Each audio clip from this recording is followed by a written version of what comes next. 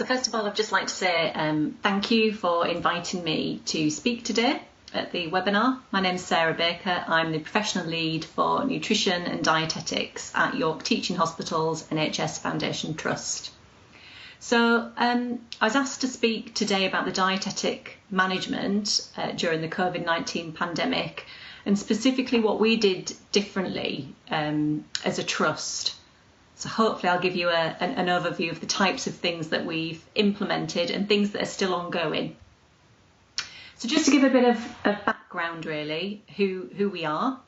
We're a team of approximately 30 dietetic support workers, associate practitioners and dietitians, and we're based predominantly in York and Scarborough hospital sites. We're an integrated service, an integrated acute service. And what that means is that we cover inpatients and outpatients across the Vale of York, and we cover inpatients only at Scarborough. The community service for dietetics is part of Humber. So we have a number of different areas of expertise in which our dietitians work. So there are renal, diabetes, weight management, gastroenterology, surgery, critical care, cystic fibrosis, oncology, stroke, neurology and paediatrics, to name but a few. So that gives you some idea of the types of areas that we currently work in. So I think right back to the start of the pandemic, we knew that we were going to be faced with lots and lots of decisions. And we felt quite strongly that the first thing we needed to think is what do we already know? What are the known quantities? So the first one that we thought about was actually the importance of nutrition. We knew that nutrition was incredibly important, and we knew that it was going to be of ongoing importance during this pandemic. We knew that we needed to prioritise in order to create some capacity within the team so that we could really put our best efforts for those patients who really needed our care. We knew that we needed to work as a team. And we knew that we needed to be flexible throughout this pandemic. We also knew that we needed to explore different ways of communicating, because the traditional routes of communication were going to be very, very different. We knew that we needed to act differently, act quickly, and that we needed to look after one another. So if we're thinking about making decisions, we all think, well, it's relatively easy to make a decision. But actually, the situation that we were faced with is having to make these decisions and changes to our service when actually we didn't quite know what we were going to be facing. It was this big unknown. And I love the quote from Thompson and Dowding where it says, uncertainty is the only certainty in health. And that couldn't have been more true when we think about this pandemic. So thinking about what we actually went on to do, and I'm sure lots of other departments across the country have done very similar things. So what we did first off is we made the decision to split our team. So we had an integrated service already, so dietitians were dividing their time between inpatient care and outpatient services. But what we decided is that we needed to make that split much clearer, and we had a dedicated group of dietitians who'd be working with inpatients and a dedicated team of dietitians who would solely be looking after our outpatient cohort. The basis of those decisions was really around skills and skills mix. So who did we have in the department who could see specific types of patients? It was also done on the basis of who we could train up to provide care for specific groups of patients. So, for example, our critical care dietitian did a lot of work upskilling other dietitians so that they were able to provide care in those key areas during the pandemic. The other consideration was, of course, staff health and well-being. So there were some staff within the department who had been identified as high risk themselves. So it was important that we took that into consideration when determining where staff were going to work. As a result of all of that, some of our staff ended up working in areas that were not areas that they were necessarily wholly familiar with. So the training was incredibly important, and the support within the department was very important. It also meant that some dietitians who had had a wealth of experience in some of our priority areas, but who were not necessarily working in that area now, were moved back into those key priority areas. In relation to that, we had to really think quite carefully about prioritising our caseload. So for inpatients, our focus was around artificial nutrition support and high-risk patients. And on a daily basis, we had a huddle where we all got together just to compare and contrast caseloads, to check that everybody was okay in terms of whether those caseloads were manageable, and to try and divide the workload, if you like, across the team. Prior to COVID, what we tended to have are key specialist areas, and people would work in those key areas, but there was certainly more of a focus of sharing across those boundaries. Likewise, in outpatients, the focus was on those high-risk patients and trying to prevent patients from having to come into hospital for care.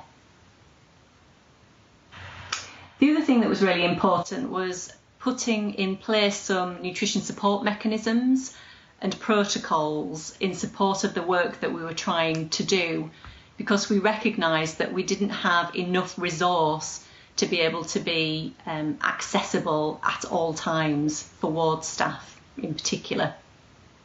So, for example, we put into place some extended out-of-hours feeding regimes, and it was important for us to make sure that we had lots of different versions of this.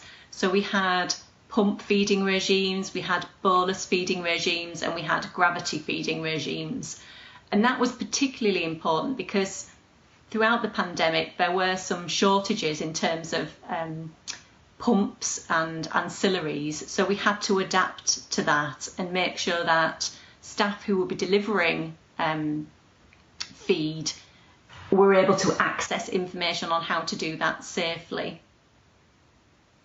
We also had some specific feeding regimes that we adapted for ICU, and that was on the basis of the information that was coming out nationally around the specific needs of COVID patients in an ICU environment. One other thing that we implemented that was successful was an automatic prescription for oral nutrition support, oral nutrition supplements for patients who had been admitted or had contracted COVID-19 whilst in the hospital. And this meant that whilst we couldn't see all patients who required sort of first line or initial supplements, it meant that something was in place to support those patients.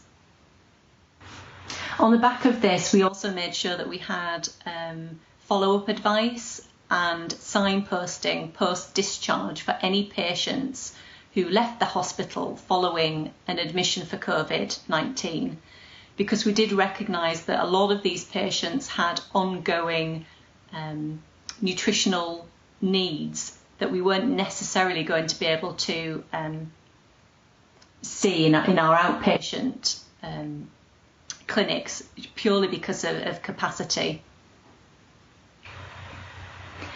For staffing, we also implemented flexible working hours, so start and finish times were staggered. We implemented remote working, so for inpatients we made sure we had electronic records. So this was something we were moving towards anyway as a department, but that was implemented much more quickly. We had a performer for ICU so that staff were able to get the information they needed prior to going on to the ward to try and reduce the amount of time that staff were ward-based. For outpatients, those urgent outpatients, we did telephone consultations and virtual consultations using platforms such as Attend Anywhere and WebEx.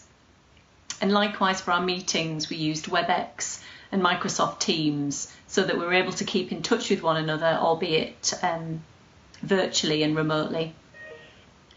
We implemented a buddy system, and this was really important so that every member of staff has somebody that they were linked to in order to be able to access support as and when they felt they needed it. We also recognised that support was going to be needed in the community setting and in nursing home settings, so we did put together some virtual training packages in support of that. So what did we learn? I think what went well was the skills sharing and upskilling of staff. So identifying where we perhaps had fewer members of staff with key skills and where we could maybe upskill others so that we had a greater breadth of skills in the department. The daily huddle, where we were able to support one another and allocate the workload across the team. I think the buddy system was helpful in making staff feel that they had that support mechanism in place. Electronic records were invaluable in making sure that the work that we were doing in dietetics was visible to other healthcare professionals across the trust. I think remote working worked well in terms of being able to social distance. Nutrition support mechanisms, they worked well, so having protocols and automatic prescriptions in place in support of the work that we were doing with patients. I think some of the challenges were keeping up with the pace of change and the amount of information, the sheer wealth of information that was coming out nationally and regionally was incredibly hard to keep up with at some points. We did experience periods where there were low supplies of some of the feed and or equipment, such as feeding pumps. So that was definitely a challenge in making sure that we were able to still deliver nutrition support to patients. The other area that was challenging was being able to plug gaps in the existing service where these were deemed a priority. So for York, as an integrated service, we don't have a home enteral feeding community service, nor do we ordinarily work out in the community directly with nursing and care homes providing support. So having to find the resources within the team to be able to deliver that service was a challenge. And one of the other challenges that I'm sure is experienced by lots of departments was really getting the right equipment to be able to facilitate remote working in the first instance. Thank you very much. If you do have any queries or want to ask me any additional questions, please do get in touch. There's my email and Twitter account there, and there's also the departmental Twitter account for your information. Thank you. Bye.